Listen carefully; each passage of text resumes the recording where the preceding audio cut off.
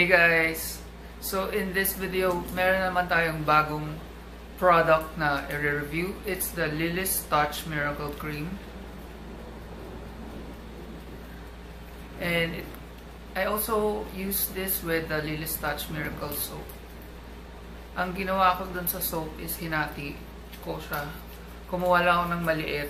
Tapos yun yung ginagawa kong pang hugas ng mukha. Para matipid, kaya ko siya hinahati-hati. And I've been using the product for 7 days. Kasi according dito sa Lily's Touch Miracle Cream, you will see the result in as early as 7 days.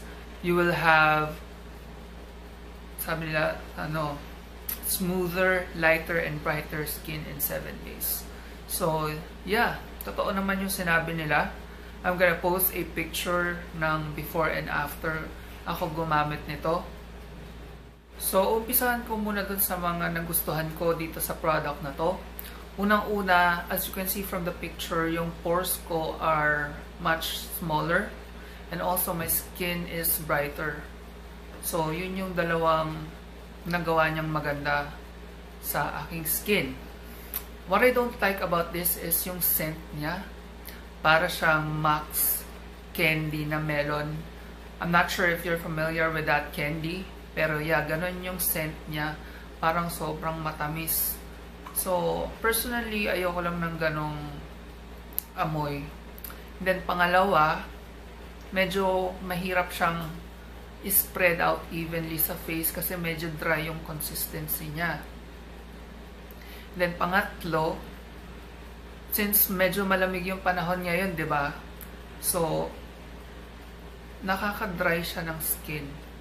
I mean, hindi naman totally yung mag-reflex yung skin mo. I mean, parang kulang lang sa moisture yung skin every time na naglalagay ako nito.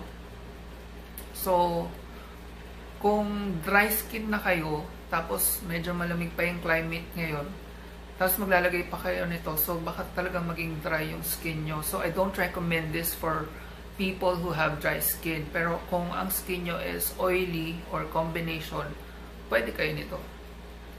And also, dapat ginagamit siya twice a day. Pwede nyo siyang gamitin sa morning kasi may SPF 40 siya. So, protected kayo from the sun. And pwede din sa evening bago kayo matulog. So, yun yung ginawa ko for 7 days. And yun nga, okay naman yung result niya sa akin. Kaya lang there are things na ayoko.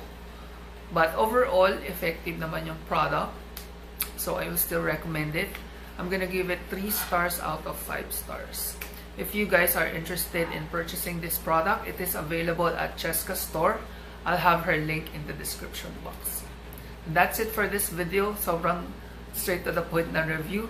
Thanks again for watching, guys. See you next time. Bye-bye!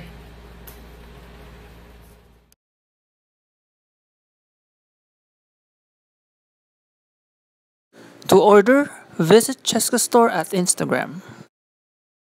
For affordable and beautiful homes, check out Property for Sale 1992 on Facebook.